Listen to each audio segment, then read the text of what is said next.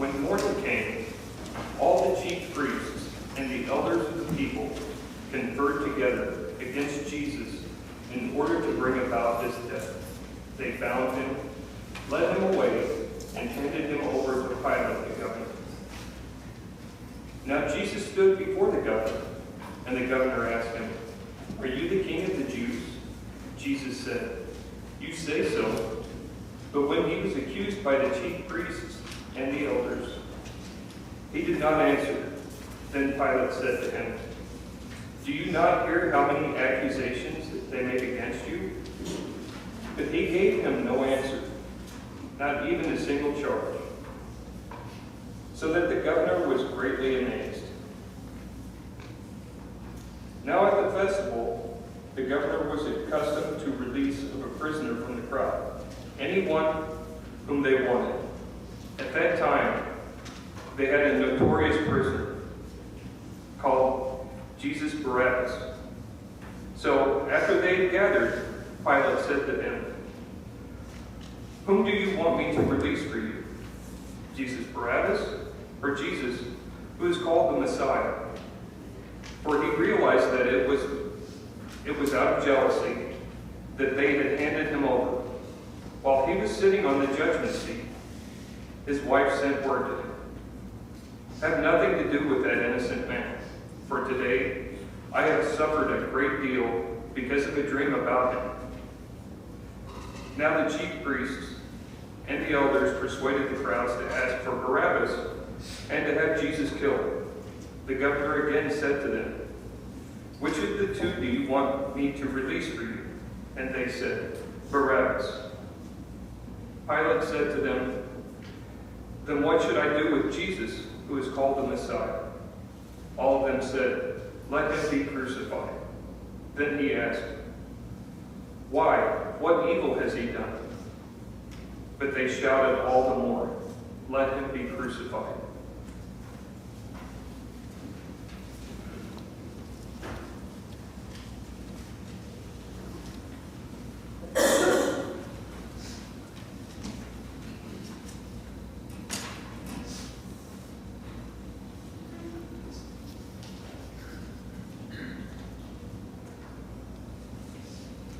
I'm Adele. And I am Fee.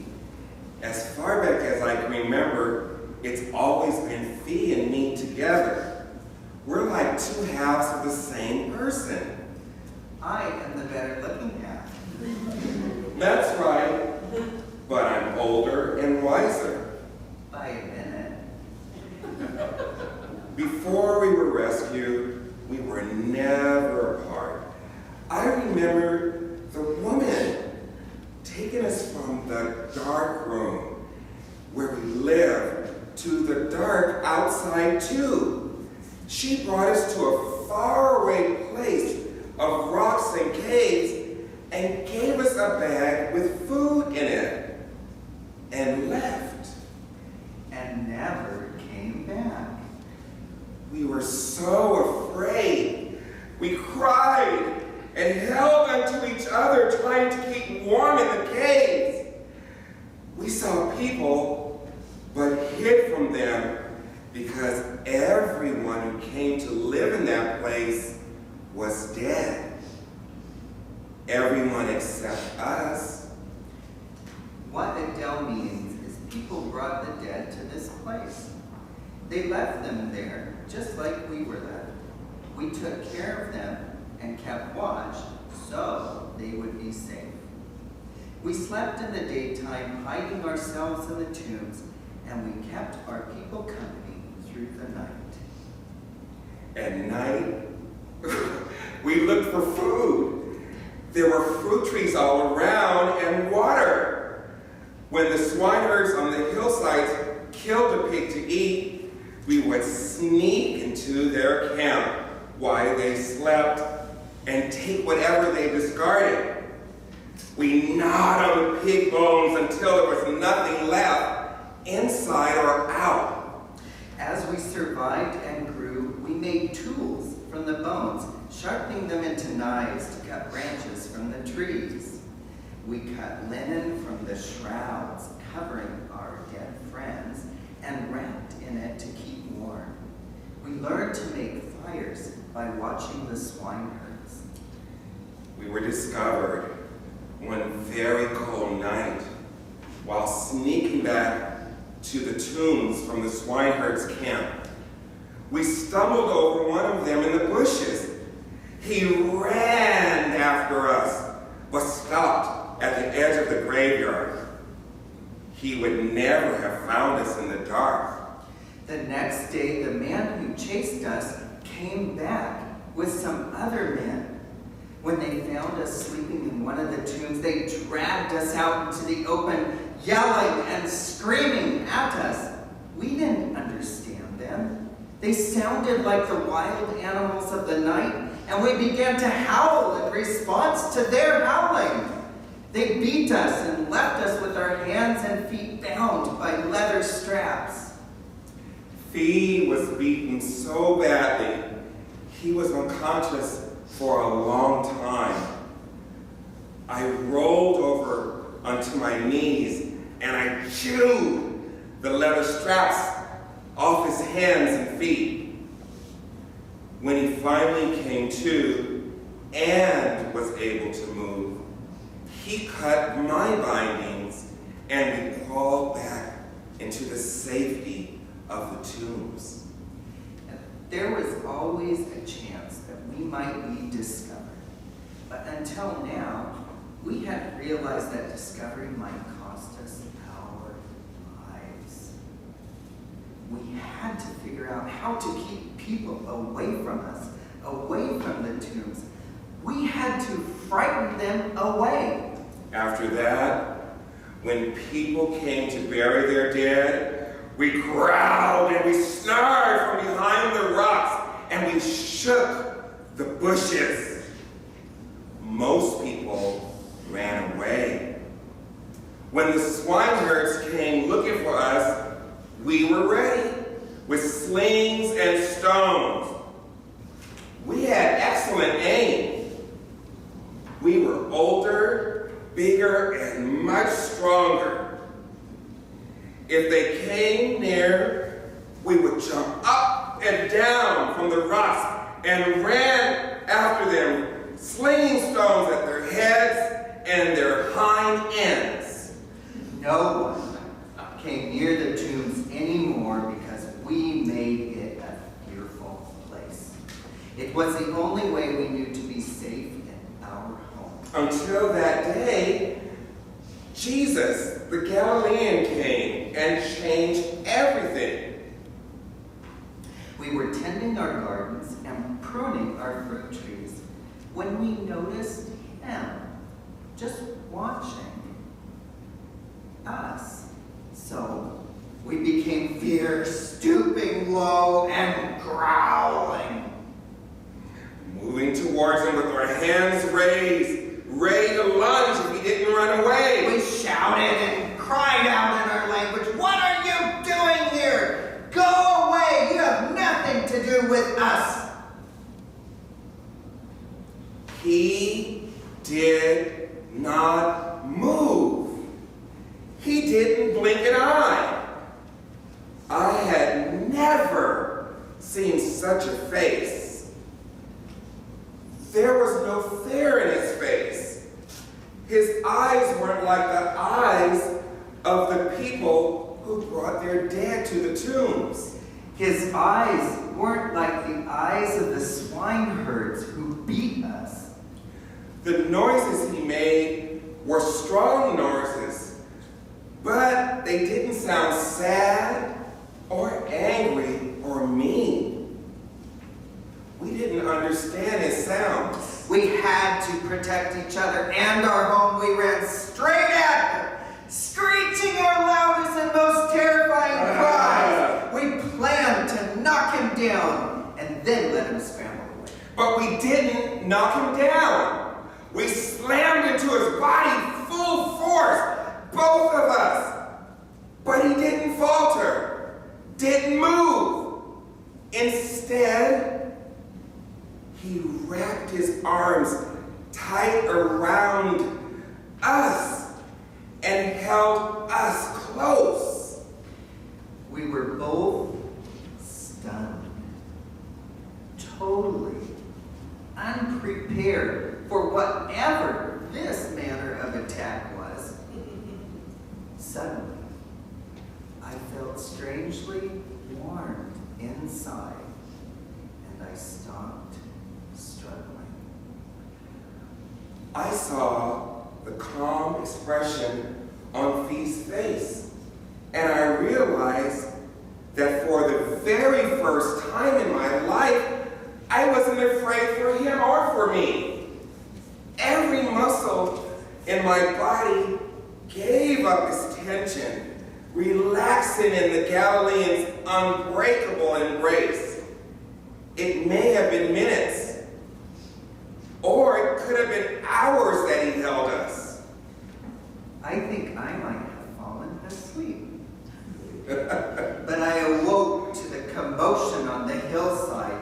The swineherds were raving and screeching as they watched their whole herd rush down into the Sea of Galilee.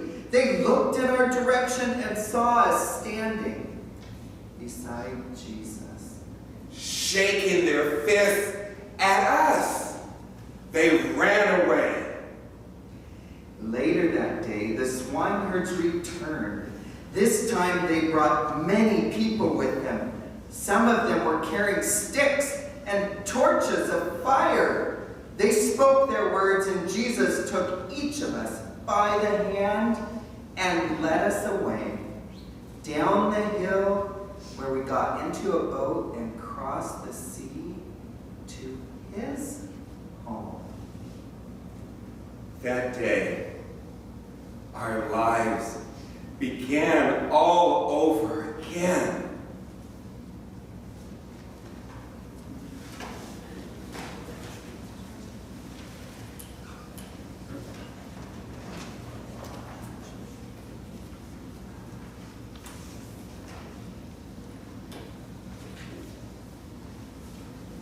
So when Pilate saw that he could do nothing, but rather a riot was beginning, he took some water and washed his hands before the crowd, saying, I am innocent of this man's blood. See to it yourselves. Then the people as a whole answered, his blood is on us and on our children. So he released Barabbas for them. And after flogging Jesus, he handed him over to be crucified. Then the soldiers of the governor took Jesus into the governor's headquarters, and they gathered the whole cohort around him. They stripped him and put a scarlet robe on him, and after twisting some thorns into a crowd, they put it on his head. They put a reed in his right hand, and knelt before him and mocked him, saying, Hail, King of the Jews! They spat on him and took the reed and struck him on the head. After mocking him, they stripped him of the robe and put his own clothes on him. Then they led him away to crucify him.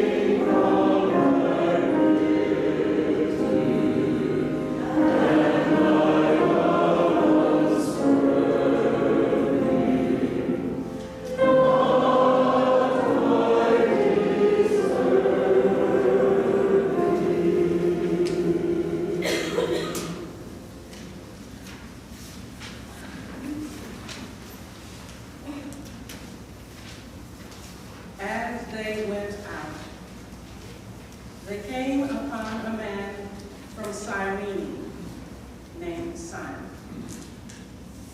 They compelled this man to carry his cross. And when they came to a place called Golgotha, which means place of a skull, they offered him wine to drink, mixed with gall. But when he tasted it, he would not drink it. And when they had crucified him, they divided his clothes among themselves by casting lots. Then they sat there and kept watch over him. Over his head, they put the charge against him, which read, "This is Jesus, the King of the Jews." Then 2 bandits were crucified with him, one on his right and one on his left. Those who passed by derided him, shaking their heads and saying, "You who would destroy the temple and build it in 3 days, save yourself. If you are the Son of God, come down from the cross." In the same way, the chief priests also, along with the scribes and the elders, were mocking him, saying, "He saved others. He cannot save himself. He is the King of Israel. Let him come down from the cross now, and we will believe him. He trusts in God. Let God deliver him now, if he wants to. For he said, 'I am God's son.'" The bandits who were crucified with him also taunted him in the same way.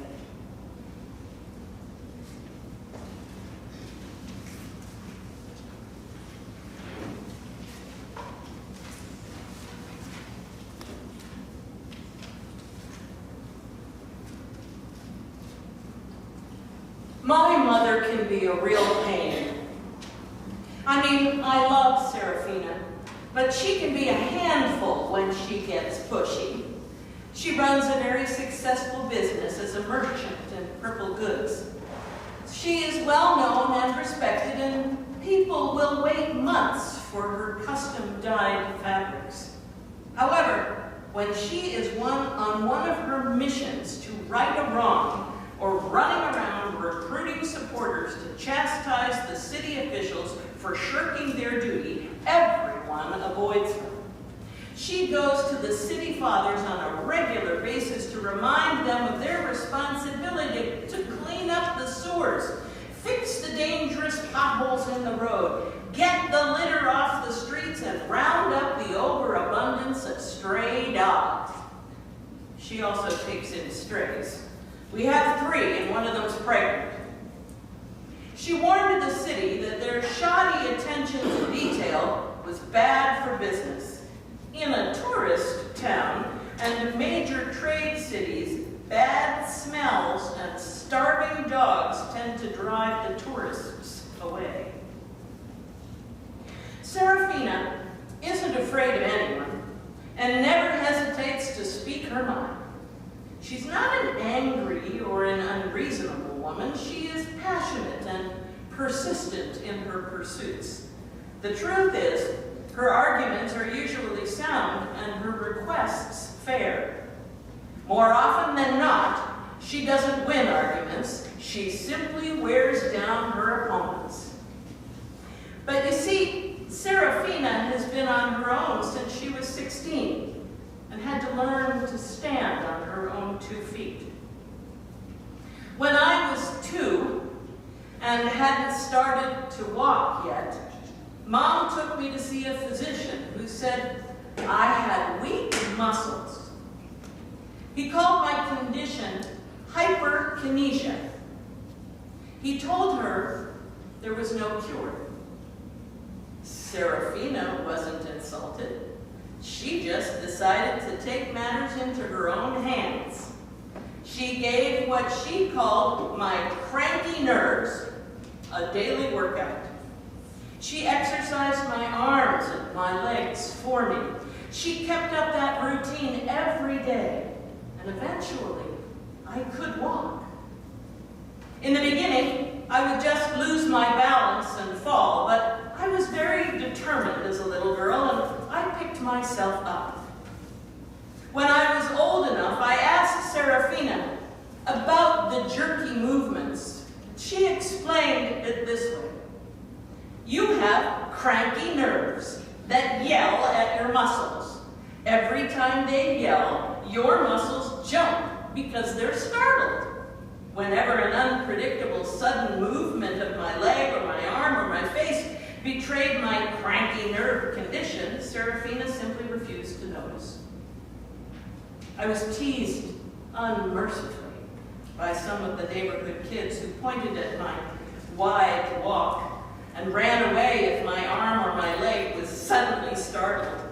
I remember one of them asking me what was wrong with me, and just as I was about to tell her about my cranky nerves, my face suddenly curled up in a grimace.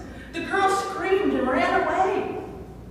Whenever the big kids tried to bully me, my mother seemed to be magically there.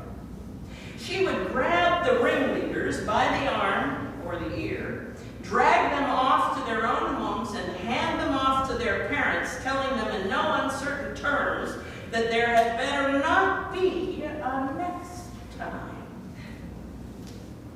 Around the time of my 16th birthday, I began to suffer from headaches, so painful that I screamed with the agony of them. They lasted for hours and days. They kept coming back, no matter what the physicians and my mother gave me to take the pain away. When the headaches came, I was beside myself. I couldn't move or think or even breathe for the pain. One day, Serafina found me rocking back and forth, hitting my head against the wall. She knelt down and held my face close to hers. With tears in her eyes, she said, "I don't know what horrible demon has possessed you, my darling, but he will not take you from me. Hold on, my darling, hold on." She left the house. I don't know exactly when it happened, but the pain in my head suddenly disappeared. In my experience, if it subsided for some minutes, I knew it would return. But it simply disappeared this time. I got on my bed and I fell into a deep sleep. When my mother came home and found me sleeping, she got on my bed, gathered me close in her arms, and began to cry. In my whole life, I had never seen my mother cry, not a single tear. I wanted to comfort her. But when I looked at her face, I saw that these were not tears of sadness. They were tears of joy. She was smiling through her tears as she told me about her wild, wonderful adventure chasing a Hebrew holy man through the streets of the city. I had a million questions, but I didn't interrupt. She told me how he had ignored her when she called out to him to save me from the terrible demon that was terrorizing my head. When she wouldn't relent, he stopped to speak to her and told her his word was for the sheep of the house of Israel. Serafina is nothing if not persistent. As he turned to go, she ran ahead of him and knelt down, stopping him in his tracks. This was Serafina's modus operandi, to dog them until they gave up or gave in. But it seemed to me out of character for Serafina to beg anyone for anything, and particularly on her knees. "Lord, help me," she said. And he still refused her, saying it was not fair to take the children's food and throw it to the dogs. She went on saying, "Alyssa, darling, I don't know what happened. His words hurt me, yes, because I knew he was talking about me. He was talking about you and me. He described us like all those stray dogs roaming our streets. But when I answered him, the words I spoke weren't angry words. Alyssa, I used his words to tell him that I would accept any help he might give me. I said, 'Yes, Lord.' Yet even the dogs eat the crumbs that fall from their master's table." Just then, I saw the faintest smile on his face. I think he almost laughed. He told me I was a woman of great faith and said what I asked for would be done. That was it. And he walked away. And here you are, my dearest child, and your pain is gone.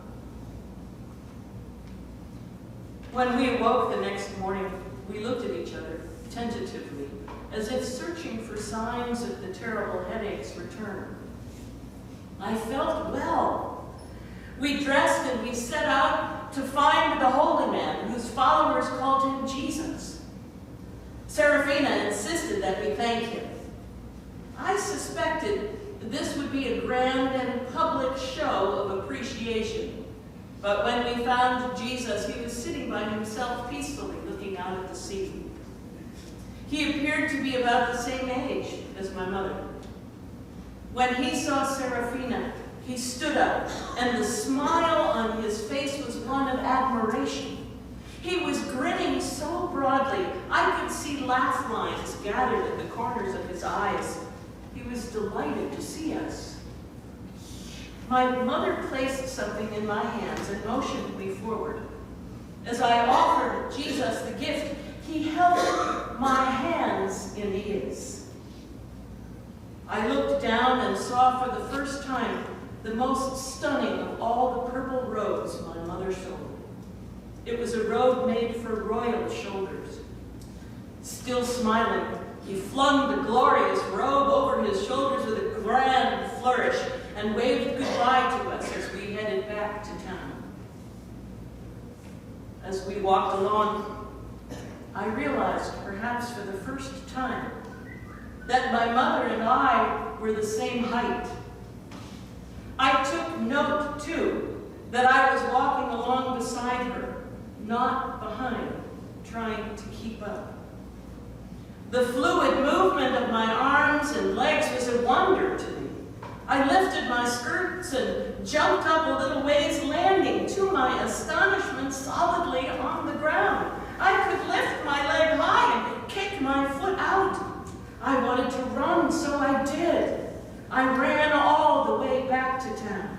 It felt wonderful to be out of breath for the first time in my life. Jesus had taken not only the robe, but my cranky nerves as well.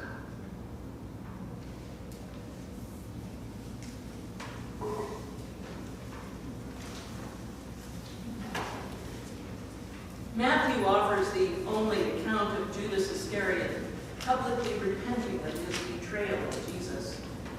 Unfortunately, Judas reports his regrets and his desire to give back the money he was paid to those who have no interest in his repentant heart. In an effort to wash his hands of it all, he throws the 30 pieces of silver clattering onto the stone floor of the temple. The chief priests took the blood money and purchased the potter's field, the place where clay was extracted from the ground for making pots. Not useful for farming or agriculture, it became a common grave for those people who existed on the margins of Judaism, who could not be buried in an Orthodox cemetery. Those who are marginalized by our society have much to teach us. Our goal as the body of Christ must be to include in the life of the church all those whom society has relegated to the margins. The ushers will now come forward and collect the offering.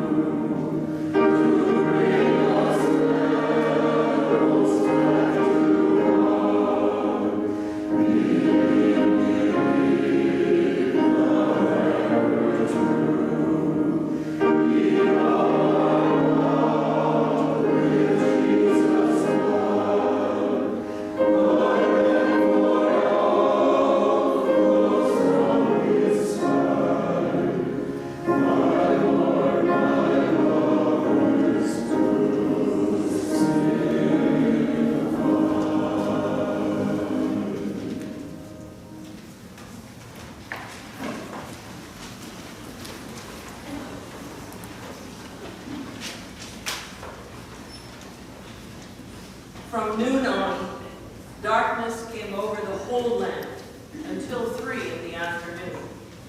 And about 3 o'clock, Jesus cried out with a loud voice, Eli, Eli, lema sabachthani. That is, my God, why have you forsaken me?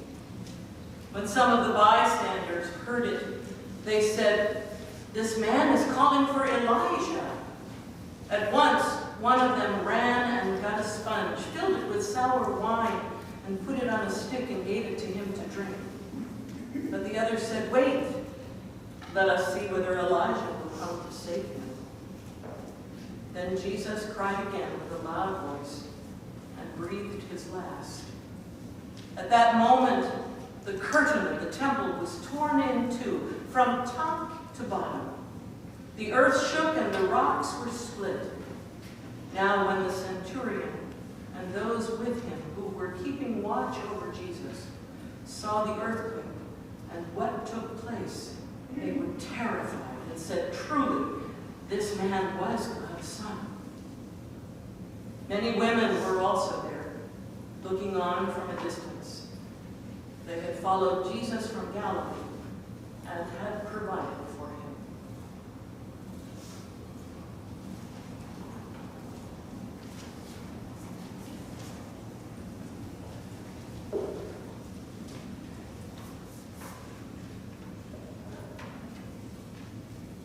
My name is Servius. I've been a soldier in Caesar's legions for more than 20 years. When I was first recruited out of the provinces, I pledged 25 years of my life and loyalty to the 6th Ironclad Legion, known as Tharata. We served first under the great Mark Antony, and like all new recruits, I began as a private, trying not to trip over my armor. Whenever an opportunity arose, I enlisted, hoping for advancement, more pay, and the benefits granted by Roman citizenship. I joined the cavalry and became a horse soldier, and later one of the training officers with the rank of under-centurion. With each rise in rank, my pay and my wealth doubled and even tripled. I gained responsibility and staff. My deputies were hardworking and loyal, but none equaled Miles. He was assigned to me in my 10th year of service. Taking charge of my schedule, Miles organized my life, sorting out my myriad commitments so that I was able to invest appropriate time and energy in building up the cavalry, not supervising horsemen. Through his diligence, I was able to create order out of chaos, and in my 18th year of service was promoted to the rank of district centurion, responsible for administration and law enforcement in my appointed district. The powers that be sent me to the small garrison on the northern coast of the Sea of Tiberias in the town of Capernaum. 3 of my deputies came with me, Miles among them. I know I was sent there to keep an eye on the Jewish population, but life was peaceful and pleasant in the fishing community. Though the fishermen exported much of their fish, those of us fortunate enough to live there regularly dined on the day's catch. Administering the law in the region was often about settling disputes between rival business owners and keeping our eye on the slippery fingers of the local tax collectors. The cavalry made regular rounds, keeping a vigilant presence in the area, and we were often resented by the people. People had their problems, don't get me wrong, but the Jewish community was bound together by their common identity and their heritage. They were well aware that they lived under the thumb of the Roman emperor, a Gentile.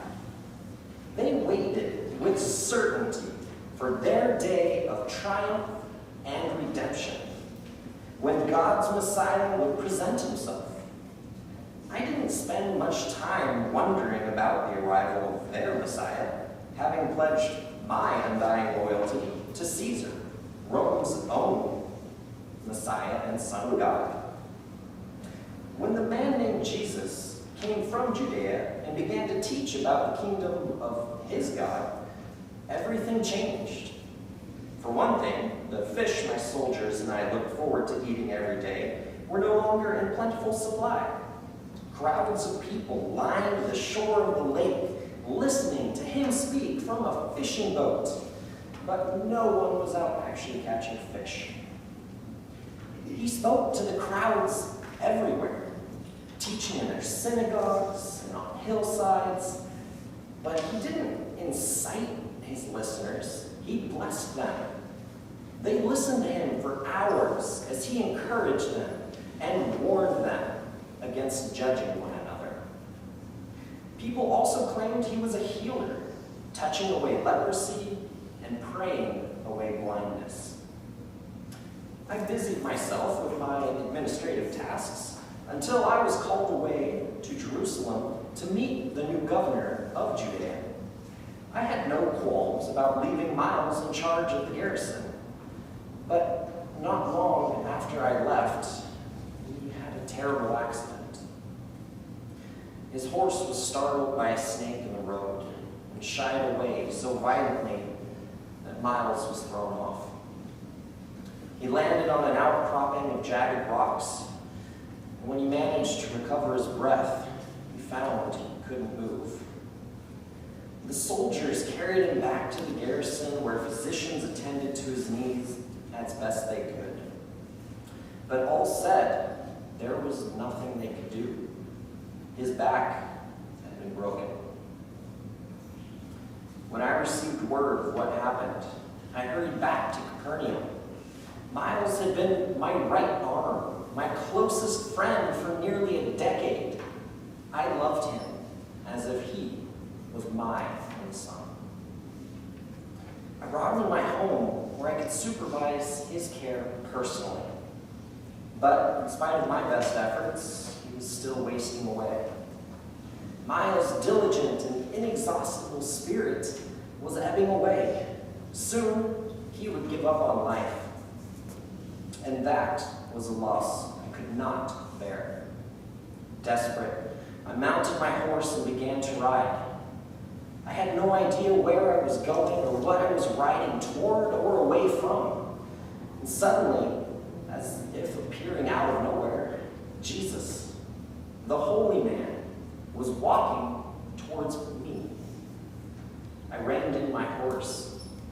Could the Jewish healer help me? Would he help me, a Gentile? I didn't know how to approach him. How would he react, confronted by a Roman centurion astride his horse? I dismounted, removed my helmet. Dropping my helmet and the reins to the ground, I left my horse and walked slowly towards Jesus. He showed no alarm or distress. It was almost as if he had been waiting for me. When I came close, I lowered my gaze and told him about Miles. Lord, my servant is lying at home, paralyzed and in terrible distress. Jesus immediately offered to come to my home to help. I was stunned. This just wasn't done. I mean, legally, Gentiles were considered unclean in Jewish circles. I was uncharacteristically tongue-tied and unable to sort out my words. But through a flood of tears, I said, Lord, I'm not worthy to have you under my roof. But only speak the word, and my servant will be healed. I babbled on and on. I think I gave him my credentials. At last he said, Go, let it be done for you according to your faith. As I turned to leave, I saw the gentle expression in his eyes as a smile came across his face.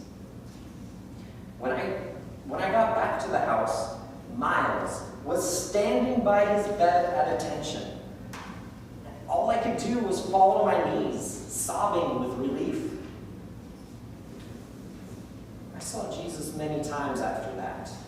It became kind of a referral service of sorts, sending all different people to him to listen to him and his teachings.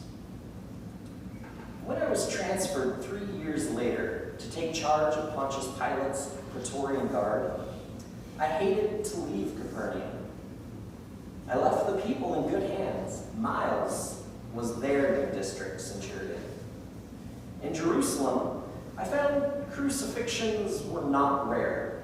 It was the accepted method of capital punishment for insurrectionists, zealots, and anyone who threatened the integrity of Caesar's empire.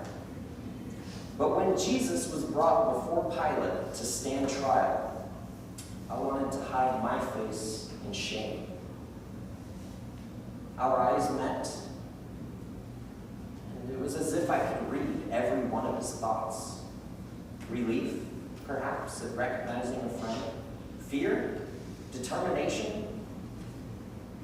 For the first time, I was ashamed to be a Roman soldier. But if I walked away, if I hid myself away, there would be no one with him. I know it sounds ironic, maybe even cruel, but I stayed with him. I walked alongside him every step of that long and arduous journey. I was there when he faltered and fell. I heard his every cry and every word he spoke as we drove the nails into his hands. On his face, even through the pain, was that ever forgiving and tender expression. At the sound of his final cry, I felt the earth shaking beneath my feet, and I heard myself say, truly, this man is God's son.